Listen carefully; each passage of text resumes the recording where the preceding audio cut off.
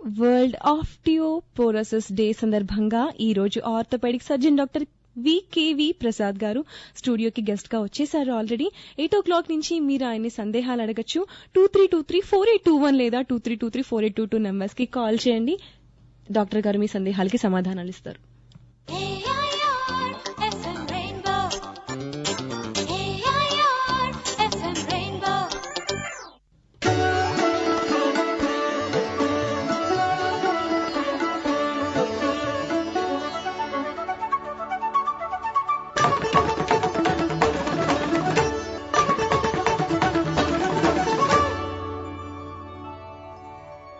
ఇవాళ world osteoporosis day సందర్భంగా మన స్టూడియోలో డాక్టర్ విఆర్కే ప్రసాద్ గారు ఉన్నారు.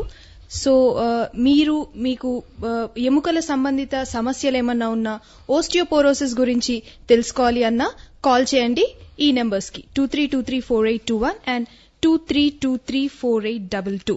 వికేవి ప్రసాద్ గారు సిగ్మా హాస్పిటల్స్ నుంచి. Good morning sir. Good morning అండి. సార్ నేను టీచర్ జాబ్ చేస్తాను సార్. చెప్పండి.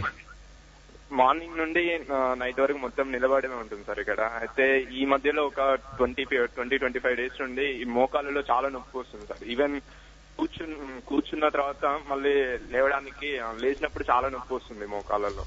ఓకే. మీ వయసు ఎంతండి? ఇప్పుడు 26 సార్ నాది. 26 అంటే 26 ఏళ్లకి మోకాళ్ళ నొప్పి రావడం అంటే మామూలుగా సాధారణంగా జరగదు. కానీ మీరు చేసే పని వల్ల, అంటే ఎక్కువసేపు నించుంటున్నానని అంటున్నారు కాబట్టి దానివల్ల కీళ్ల మీద ఎక్కువ ఒత్తిడి పడి ఇలాగ వచ్చే అవకాశం ఉంటుంది.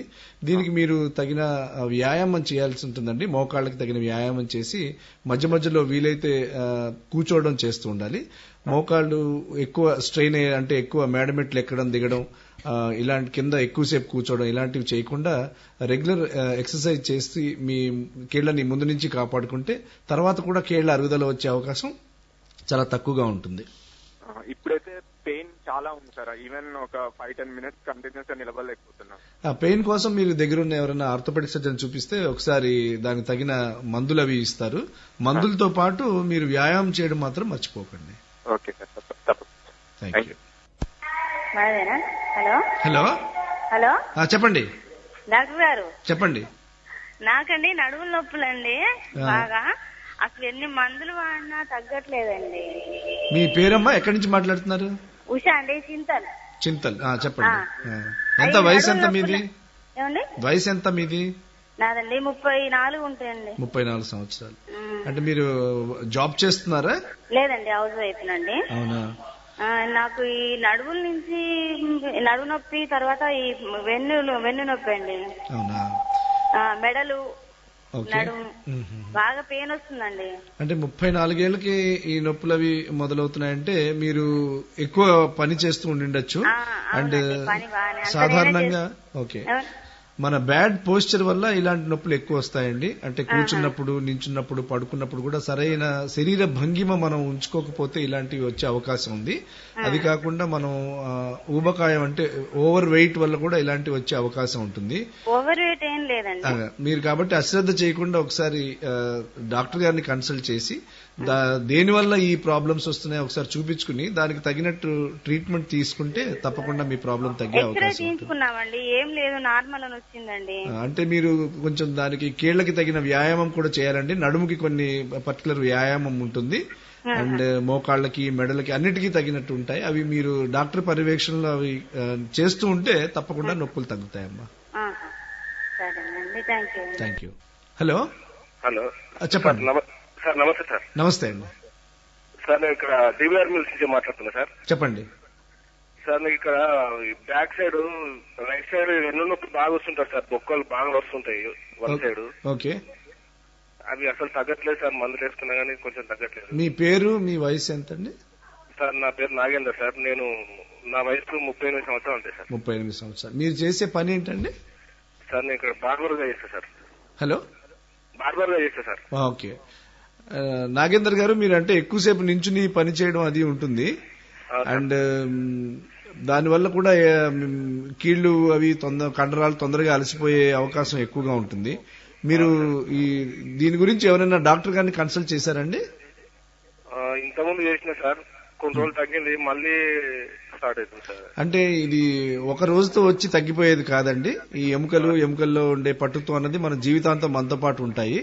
ఇవి మందులతో పాటు తగిన ఆహారం, తగిన వ్యాయామం చేస్తూ ఉంటే గానీ ఇవి పూర్తిగా మనకి స్వాధీనంలో ఉంచుకోవడం కష్టం అవుతుంది. కాబట్టి మళ్ళీ ఒకసారి కన్సల్ట్ చేసి డాక్టర్ గారి సలహా మేరకు తగిన మందులు, వ్యాయామం, ఆహారపు అలవాట్లు నేర్చుకుని అవి చేస్తూ ఉంటే మళ్ళీ రాకుండా ఉంటుందండి. ఓస్టియోపోరోసిస్ డే ఇవాళ అసలు ఓస్టియోపోరోసిస్ అంటే ఏంటి మన లిజనర్స్ కి అర్థమయ్యేటట్టు చెప్తారా? ఆస్టియోపోరోసిస్ అంటే మామూలుగా ఎముకల్లో నార్మల్ గా ఉండే దృఢత్వం, దాని పట్టుత్వం తగ్గుతాయన్నమాట. అంటే ఎందుకు తగ్గుతాయంటే దీనిలో చాలా రకాల కారణాలు ఉన్నాయి. సాధారణంగా మనం ఎముకల్ని ఒక రకమైన కాల్షియం బ్యాంక్ కింద మనం ట్రీట్ చేయొచ్చు. ఈ కాల్షియం బ్యాంక్ లో ఎక్కువ కాల్షియం వేయకపోవడం వల్ల, అంటే కాల్షియం తగినంత లేకపోవడం వల్ల, ఆర్ ఉన్న కాల్షియం ని ఎక్కువగా మనం బయటకు తీయడం వల్ల కూడా ఎముకలు మెత్తబడడం జరుగుతూ ఉంటుందండి. ఈ ఎముకలు ఇలా మెత్తబడిన తర్వాత అవి తొందరగా ఫ్రాక్చర్ అయ్యే అవకాశం ఎక్కువగా ఉంటుంది. ఈ ఆస్టియోపోరోసిస్ లో మెయిన్ ప్రాబ్లం ఏంటంటే వెన్నుపూసలో గాని, తుంటి ఎముకలో గాని, రిస్ట్ దగ్గర గాని ఫ్రాక్చర్స్ అయ్యే అవకాశాలు చాలా ఎక్కువగా ఉంటాయి. ఒకసారి ఫ్రాక్చర్ అయితే ఆ ఫ్రాక్చర్ ట్రీట్మెంట్ లో చాలా రోజులు పడుతుంది.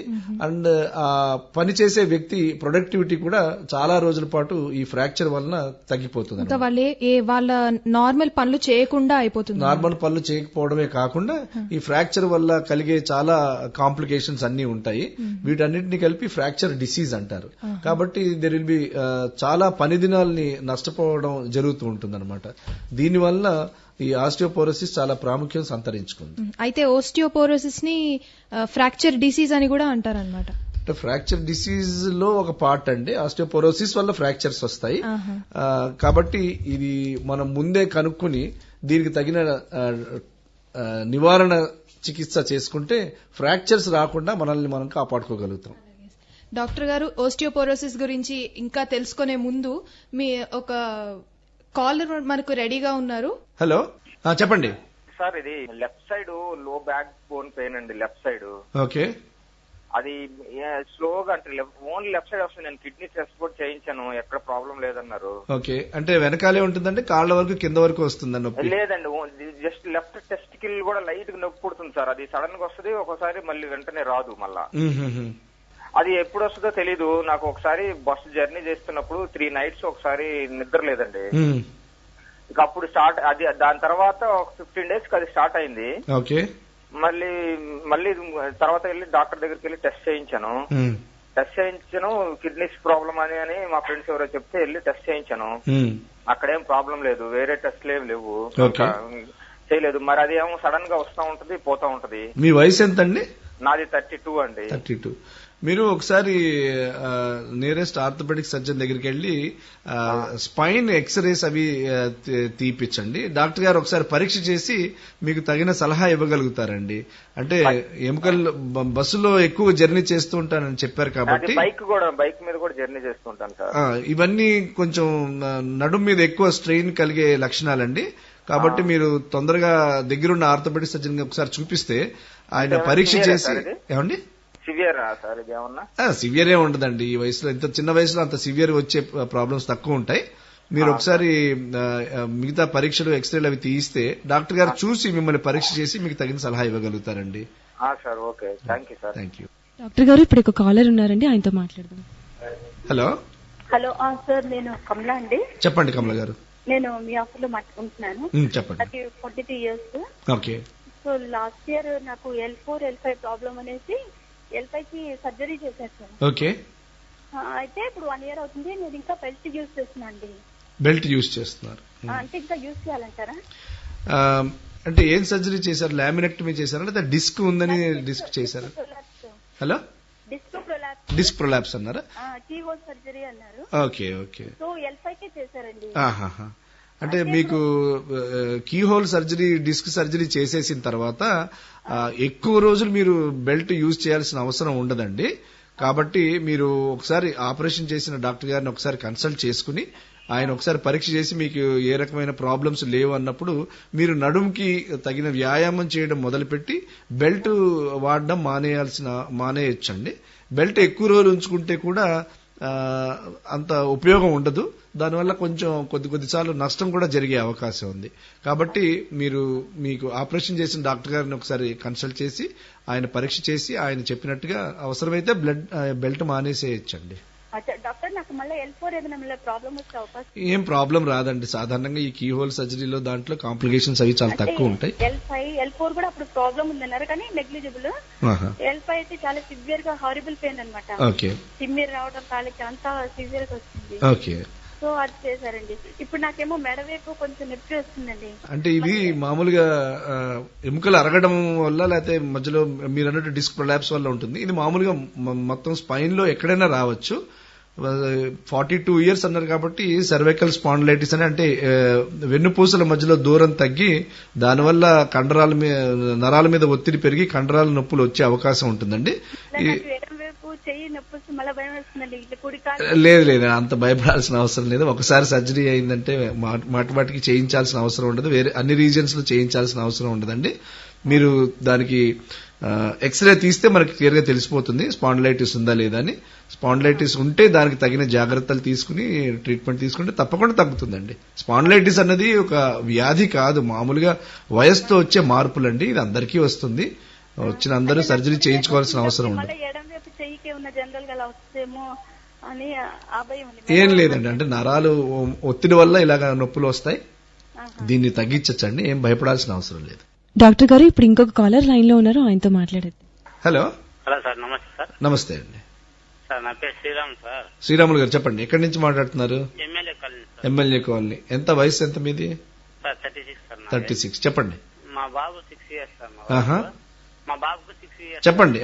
ప్రతిరోజు నైట్ టైమ్ కాలు నొప్పులు నేడుస్తారు సార్. ఈ ప్రాబ్లం వచ్చి దగ్గర 2 years నుంచి ఉంది సార్. ఓకే, అక్కడ చూపించినాము చిల్డ్రన్స్ దగ్గర. ఏదో టాబ్లెట్స్ ఇచ్చినారు, మళ్ళీ తగ్గలేదు సార్. మళ్ళీ ఎట్లా కంటిన్యూగా ఉంది సార్ ప్రాబ్లమ్. ఓకే, అంటే చిన్నపిల్లల్లో మామూలుగా ఆహారపు అలవాట్లు బట్టి కూడా ఇలాంటివి వచ్చే అవకాశం ఉంటుందండి. తగినంత పాలు, గుడ్లు లేకపోతే ఆకుకూరలు ఇవన్నీ సరిగా తినకపోవడం వల్ల ఎముకకి అండ్ శరీరానికి కావలసిన పోషక పదార్థాలు తగినంత మోతాదులో లభించకపోతే ఇలాంటి ప్రాబ్లమ్స్ వస్తాయి. అందులో చిన్నపిల్లలు కొంచెం తినడానికి కొంచెం మారం చేస్తూ ఉంటారు కాబట్టి మనం అవన్నీ కనిపెట్టి వాళ్ళకి తగినట్టుగా మనం పెట్టగలిగితే ఈ ప్రాబ్లమ్స్ నుంచి తప్పించవచ్చు.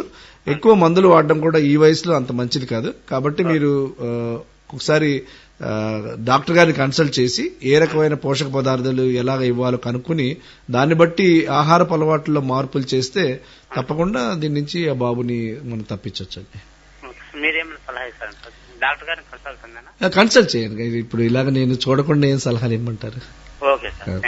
ఓకే డాక్టర్ గారు, ఇంకొక కాలర్ లైన్ లో ఉన్నారు, వాళ్ళతో మాట్లాడేద్దాం.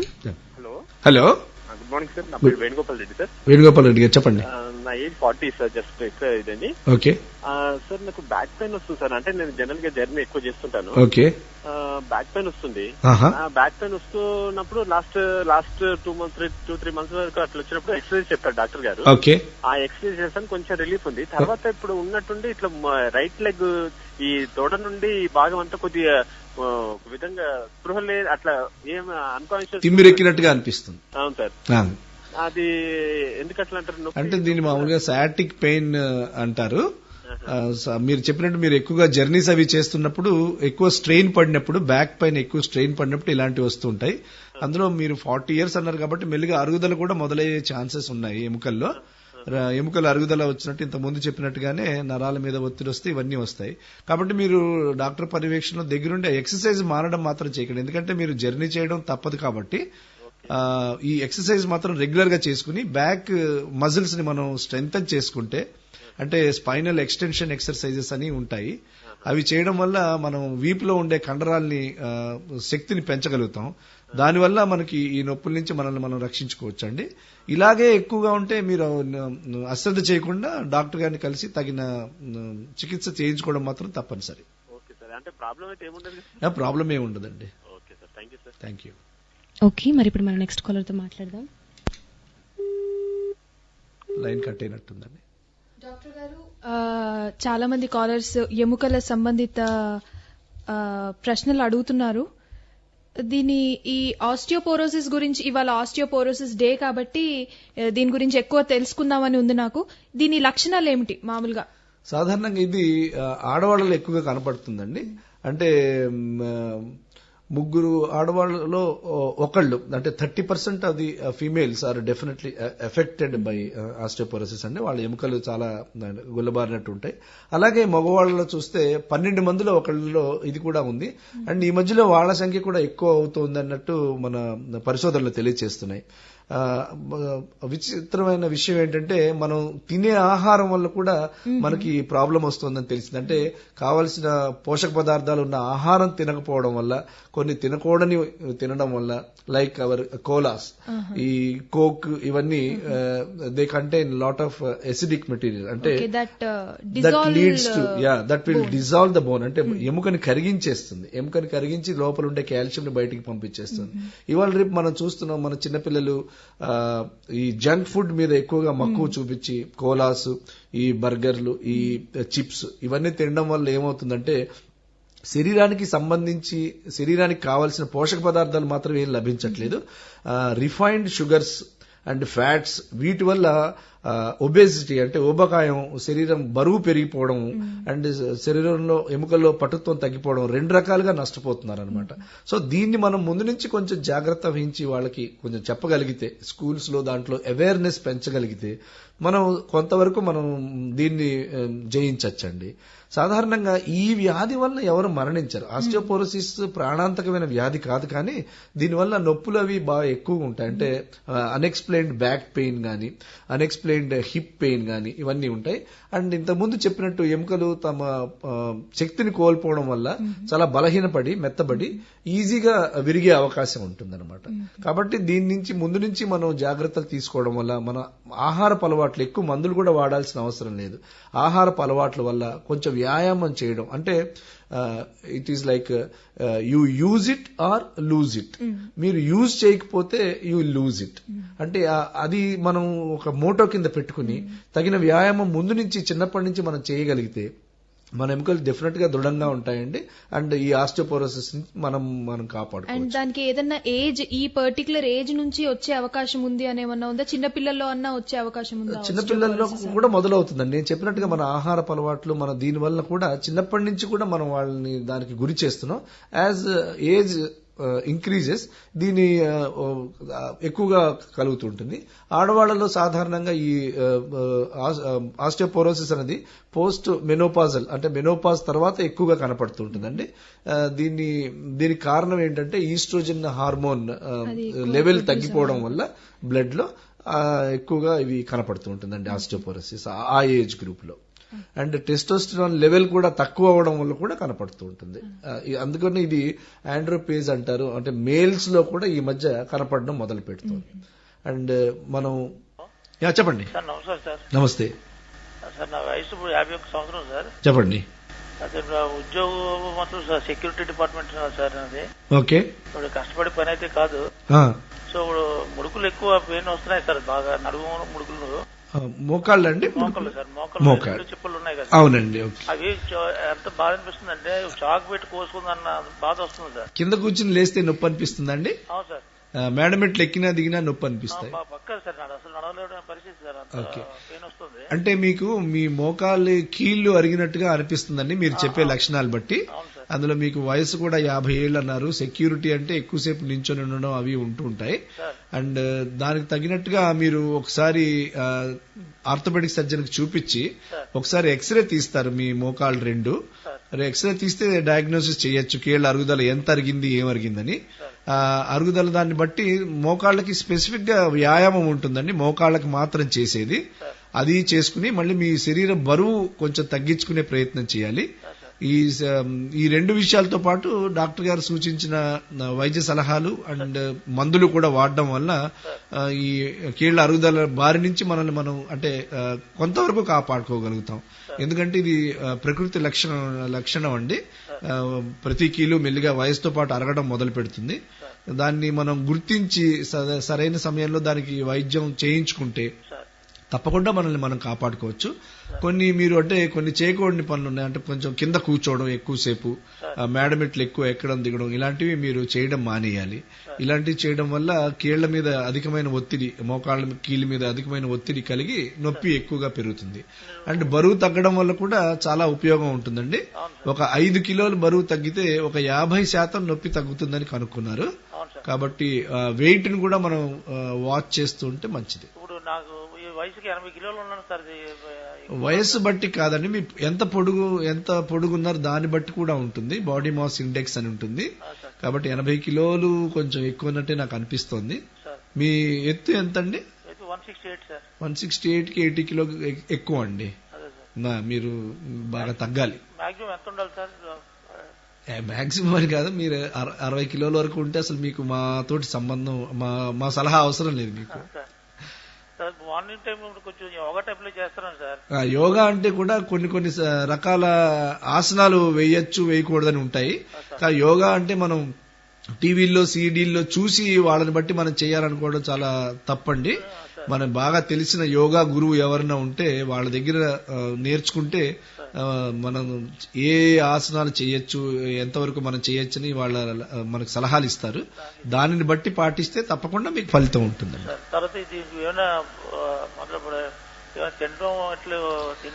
తిండి విషయంలో కూడా అంటే మామూలుగా ఈ షుగర్స్, ఫ్యాట్స్ కొంచెం తగ్గించాలండి. మనం అంటే ఎంత తింటున్నాం అనేది కాకుండా ఏం తింటున్నాం అని కూడా చూసుకోవాలి. కాబట్టి స్వీట్లు అవి అంటే ఒళ్ళు రావడానికి దోహదపడే ఫుడ్స్ కొంచెం చూసి వాటిని తగ్గిస్తే దాంట్లో కూడా ఉపయోగం ఉంటుందండి.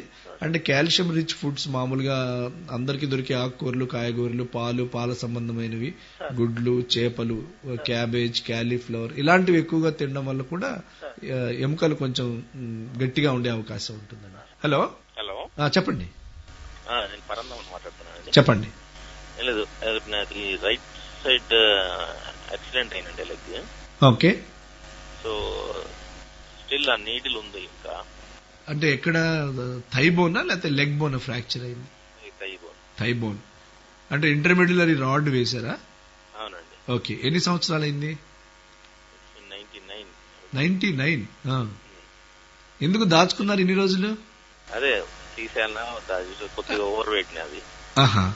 అంటే సాధారణంగా ఖాళీ లోవర్ లిమ్స్ లో ఆపరేషన్ చేసి లోపల వేసిన రాడ్స్ ఎముకలు అతుక్కున్న తర్వాత సాధారణంగా 2 ఏళ్లకి అంటే సంవత్సరంన్నర 2 ఏళ్లకి తీస్తే మంచిదండి. తీయకపోతే ఆ ఎముకలు అంటే ఆ రాడ్స్ కూడా మనం శరీర బరువుని మోస్తూ ఉంటాయి ఎముకతో పాటు. దానివల్ల ఎముకలో కొంచెం వీక్నెస్ వచ్చే అవకాశం ఉంది. అంటే మన పని ఇంకోళ్ళు చేస్తుంటే మనకు కొంచెం బద్ధకం వచ్చినట్టుగా దానివల్ల కూడా కొంచెం ప్రాబ్లం ఉంటుంది. కాబట్టి మీరు ఆపరేషన్ చేసిన డాక్టర్ గారికి చూపించుకుని ఒకసారి ఎక్స్రే తీసి వాళ్ళ సలహా మేరకు తీయించుకుంటే మంచిదని నా ఉద్దేశం. డాక్టర్ గారు ఏమన్నారంటే అది ఉన్నా పర్వాలేదు, తీసినా పర్వాలేదు అంటే. ఓకే. అంటే మీరు కొంచెం వెయిట్ కూడా ఎక్కువగా ఉంది అని అన్నారు కదా, అంటే అటెండెంట్ మెడికల్ ప్రాబ్లమ్స్ ఏమైనా ఉన్నాయా? అంటే బ్లడ్ ప్రెషర్ గానీ, షుగర్ గానీ అలాంటివి? ఓకే అండి. అండ్ మీరు అంటే మీకు తెలిసినట్టుగా మీకే కొంచెం వెయిట్ ఎక్కువ అని చెప్పారు కాబట్టి అది తగ్గించే ప్రయత్నం చేయండి. మళ్ళీ ఒకసారి కన్సల్ట్ ఏమండి. అది అవ్వట్లేదు, చేస్తే ప్రాబ్లం వస్తుంది. లేదండి, మనం మనసు పెట్టి చేస్తే అవ్వకపోవడం అనేది జరగదండి. Hello hello sir, good morning. Good morning. నా పేరు సన్నీప్ సార్. చెప్పండి. మా మదర్ కి జాయింట్ పెయిన్స్ విత్ స్వెల్లింగ్స్ వస్తుంటాయి సార్ జాయింట్స్ దగ్గర. ఓకే. అంటే బాగా నొప్పి ఉన్నప్పుడు అదేంటి పెయిన్ కిల్లర్స్ వేసుకుంటే అది స్కిన్ మీద మధ్య ర్యాషెస్ లా వచ్చినట్టు అవుతుంది సార్. ఓకే. అంటే అమ్మాయి ఏజ్ ఏమో 40 years సార్. ఓకే. అంటే ఏ కీళ్లలో నొప్పులు ఉంటాయి ఏమైనా చెప్పాలి? అంటే హ్యాండ్ రిస్ట్ ఉంటుంది చూడండి సార్. ఓకే. రిస్ట్ అండ్ మోకాలు అండ్ పాదంగా స్వెల్లింగ్స్ ఏమో పాదం కింద వస్తాయి సార్. ఓకే. అంటే కాలి వేళ్లు, చేతి వేళ్లు కూడా ఏమైనా వాపులు వచ్చాయి? ఎక్కడ అయితే హ్యాండ్ జాయింట్స్ ఉంటాయి సార్, మోస్ట్లీ మొత్తం అన్ని ఫింగర్స్, జాయింట్స్ అన్ని. ఓకే. దాంతో పాటు యాక్చువల్ గా నొప్పి భరించలేకపోయేసరికి పెయిన్ కిల్లర్స్ వేసుకుంటారు. ఓకే. వేసుకోగానే స్కిన్ మీద ర్యాషెస్ వస్తున్నాయి. ఓకే. అయితే మేము యాక్చువల్లీ ఫస్ట్ 1 year లో మొత్తం హోమియో మెడిసిన్ వాడితే తగ్గింది కొద్దిగా. ఓకే. తర్వాత మళ్ళీ అగైన్ స్టార్ట్ అయ్యాయి. ఓకే. అగైన్ స్టార్ట్ అయినప్పుడు స్వెల్లింగ్స్ తో స్టార్ట్ అయినాయి, మొత్తం స్వెల్లింగ్స్ వచ్చడం.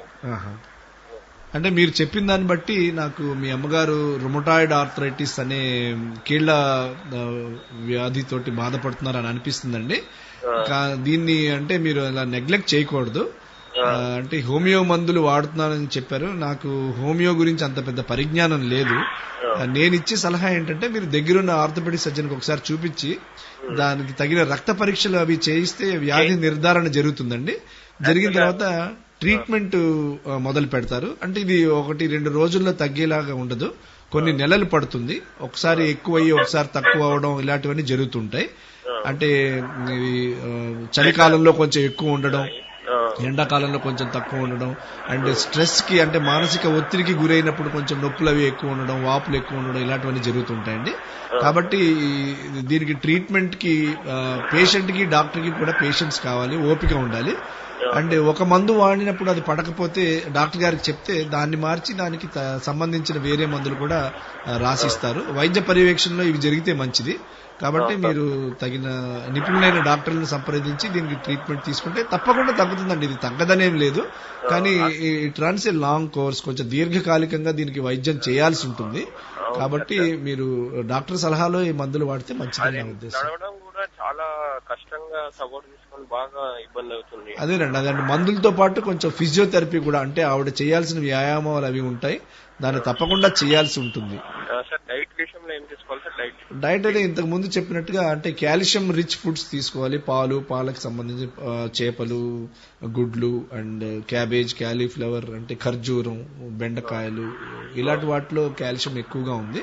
ఇవన్నీ ఎక్కువగా తింటూ శరీరపు బరువు పెరగకుండా ఉండేలాగా కూడా మనం ఆహారం మార్పులు చేసుకుంటే సరిపోతుంది. Okay sir, thank you. Doctor గారు చాలా మంది సమస్యలకి ఆన్సర్ చేశారు. అయితే ఓస్టియోపోరోసిస్ కి చికిత్స నివారణ పద్ధతులు కూడా చెప్తూ బోన్స్ కి మామూలుగా ఎముకలకి ఎలాంటి జాగ్రత్తలు తీసుకుంటే మంచిదో మా లిజనర్స్ కి చెప్తారా? ముందు నుంచి కూడా మనం చిన్నప్పటి నుంచి మన ఎముకల గురించి శ్రద్ధ వహిస్తే తర్వాత అవి మన గురించి శ్రద్ధ వహిస్తాయండి. అంటే if you take care of the back it will take care of you అని నానుడి ఉన్నట్టు. సో చిన్నప్పటి నుంచి కూడా దానికి తగినంత వ్యాయామం, ఆహారపు అలవాట్లలో మన శరీరంలోని ఎముకలకి తగినంత దృఢత్వం ఉండేలా చూసుకోవచ్చు. తర్వాత కూడా మనం చేసే పనిలో మనం కూర్చోవడం, నించోవడం, పడుకోవడం ఇలాంటి వాటిలో కూడా శరీర భంగిమల్ని కూడా మనం జాగ్రత్తగా దృష్టిలో పెట్టుకుని ఎక్కువగా ఒత్తిడికి లోను కాకుండా చూసుకుంటే ఈ అనవసరమైన నొప్పుల నుంచి మనల్ని మనం కాపాడుకోగలుగుతామండి. తర్వాత కొన్ని రకమైన అంటే ఆటగాళ్లు ఆటలు ఆడేటప్పుడు దాంట్లో కూడా గ్రౌండ్ లోకి వెళ్లే ముందు లూజనింగ్ ఎక్సర్సైజెస్ అని, వార్మింగ్ అప్ ఎక్సర్సైజెస్ అని, ఆటలు అయిపోయిన తర్వాత వార్మింగ్ డౌన్ ఎక్సర్సైజ్ అని, ఇవన్నీ కూడా మనం పద్ధతి ప్రకారం చేసుకుంటే మనం ఆటలు ఆడేటప్పుడు కూడా దెబ్బలు తగలకుండా మనల్ని మనం రక్షించుకోగలుగుతాం. డైలీ లైఫ్ లో మన జర్నీస్ చేసే వాళ్ళు ఉంటారు, చిన్నపిల్లలు, వీళ్ళందరూ కూడా కొంచెం హెవీ బ్యాగ్స్ వేసుకొని, అది ఒకటి ముందు నుంచి చాలా కష్టతరమైన సమస్యగా ఉందండి. ఆ వెయిట్ మాత్రం తగ్గించలేకపోతాం. ఆ వెయిట్ మన ప్రభుత్వం ఎంత కృషి చేసినా, మేము ఎంత చెప్పినా కూడా ఆ పిల్లల బరువు మాత్రం తగ్గించలేకపోతున్నాం. దీనివల్ల కూడా డెఫినెట్ గా వాళ్ళ బ్యాక్ మీద ఒత్తిడి ఎక్కువయ్యి తర్వాత వాళ్ళకి ప్రాబ్లమ్స్ వచ్చే అవకాశం ఉంది. దీని గురించి ఇప్పటికైనా వాళ్ళు కొంచెం శ్రద్ధ వహించి ఏదైనా చేస్తారని అనుకుంటున్నాను. పిల్లల వీపు పైన ఒత్తిడి చిన్నప్పుడే తగ్గిస్తే తర్వాత కూడా వీపు మీద ఒత్తిడి ఉండకుండా ఉంటుందని మా ఉద్దేశం అండి. ఓకే, థ్యాంక్స్ అండి డాక్టర్ గారు, మీకు చాలా విలువైన టైం మాకు ఇచ్చినందుకు. Thank you very much. Thank you.